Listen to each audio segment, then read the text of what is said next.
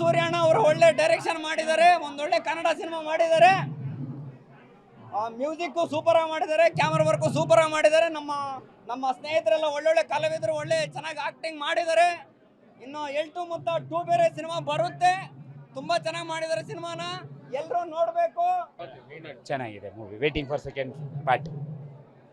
ಚೆನ್ನಾಗಿದೆ sir. Over all screen ಆಗಿರ್ಬೋದು, screen play ಆಗಿರ್ಬೋದು, ಡೈರೆಕ್ಷನ್ ಆಗಿರ್ಬೋದು ಎಲ್ಲ ಚೆನ್ನಾಗಿದೆ. All the best for L two ಮುತ್ತ ಪಾರ್ಟ್ 2 ಆಲ್ಸೋ.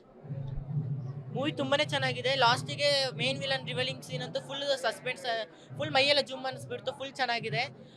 ಸ್ಟೋರಿ ತುಂಬ ಯೂನಿಕ್ ಆಗಿದೆ. ನನ್ನ ಅಮ್ಮಗೂ ತುಂಬ ಇಷ್ಟ ಆಯ್ತು, ನನಗೂ ಇಷ್ಟ ಆಯಿತು. ಪಾರ್ಟ್ 2 ಕಾಯ್ತಾ ಇದ್ದೀನಿ.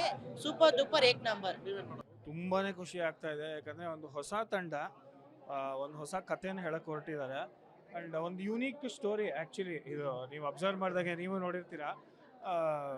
ನನ್ನ ಕ್ಲೋಸ್ ಫ್ರೆಂಡು 25 ವರ್ಷದ ಹಳೆ ಗೆಳೆಯ ಮ್ಯೂಸಿಕ್ ಡೈರೆಕ್ಟ್ರು ಪ್ರಸನ್ನ ಕೇಶವ ಅಂತ, ನಾನು ಅಜಿತ್ ಕೇಶವ.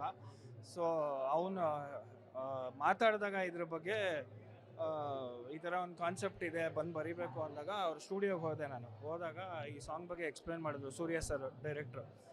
ಟೀಸರ್ ತೋರಿಸಿ ಇದು. ಸೊ ಆವಾಗ ಈ ಹಾಡು ಬಂದಿದ್ದು ನನಗೆ ಬೆಳಕು ಅಂತ. ತುಂಬ ಖುಷಿ ಇದೆ ಸರ್. ಅಂದರೆ ಅದೇ ನಾನು ಹೇಳ್ದಂಗೆ ಎಲ್ಲ ಹೊಸಬರು ಮಾಡಿರೋ ಚಿತ್ರ. ನಿಮ್ಗೆ ಎಲ್ಲೂ ಒಂಥರ ಹೊಸಬರ ಥರ ಕಾಣಿಸಲ್ಲ ಇದು. ಆ್ಯಕ್ಚುಲಿ ಆ್ಯಕ್ಟಿಂಗ್ ಇರ್ಬೋದು, ಎಕ್ಸಿಕ್ಯೂಷನ್ ಇರ್ಬೋದು, ಒಂದು ಮ್ಯೂಸಿಕ್ ಡೈರೆಕ್ಷನ್ ಇರ್ಬೋದು, ಆ ಪ್ರೆಸೆಂಟೇಷನೇ ಡಿಫ್ರೆಂಟ್ ಆಗಿರೋದ್ರಿಂದ ಎಲ್ಲರೂ ಬಂದು ನೋಡಿದ್ರೆ ಕನ್ನಡ ಫಿಲಮ್ ಬೆಳೆಯುತ್ತೆ ಆ್ಯಕ್ಚುಲಾಗೆ. ಇವಾಗ ಒಂದು ಹೊಸ ಅಲೆ ಬಂದಿದೆ. ಸೂಫ್ರಮ್ಸು ಆದಮೇಲಿಂದ ಎಲ್ಲ ಹೊಸ ಕನ್ನಡ ಫಿಲಮ್ಗಳು ಓಡ್ತಾ ಇದೆ. ಸೊ ರಿಕ್ವೆಸ್ಟ್ ಮಾಡ್ಕೋತಾ ಇರೋದಷ್ಟೇ, ಎಲ್ಲರೂ ದಯವಿಟ್ಟು ಈ ಚಿತ್ರ ನೋಡಿ ಅಂತ ಅಂದ್ಬಿಟ್ಟು ಅಂತ ಸಪೋರ್ಟ್ ಮಾಡಿ ಅಂತ. ತುಂಬಾ ಖುಷಿ ಇದೆ ಸರ್.